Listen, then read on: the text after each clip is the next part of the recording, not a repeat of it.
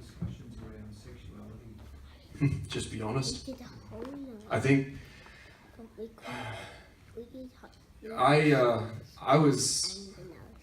I think some of the issues, some issues never go away. That's just the reality of it. But sometimes the most critical issues change in a generation. I was somewhat surprised this year down at Simcha. The number one issue that was brought up was not sexual in nature. It was really about identity. It was about, self-consciousness, being, not knowing who I am, not seeing my own value, just being lost.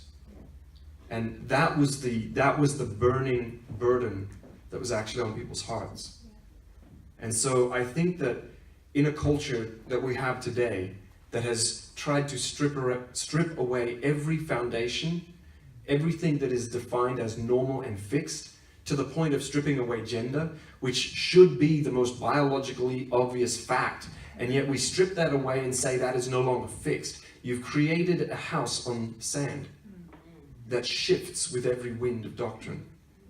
You're like a sea tossed. That's what the scriptures talk about. You're like a boat without a rudder, tossed to and fro over the sea. And I think that's part of the millennials' issue. When we sit down and discuss things, they are trying still to find their keel. They're trying to find that way through this tossing storm of total lack of identity and lack of purpose. So I think with regards to issues of sexuality, bring them up if they bring them up, sort of things. Be honest and open, but be careful how much you share before, just work through a relationship like any other relationship. I think that friendships are, just work through the friendship, just be willing to talk and be willing to be honest with people and be willing to talk things through. That thing of football guy.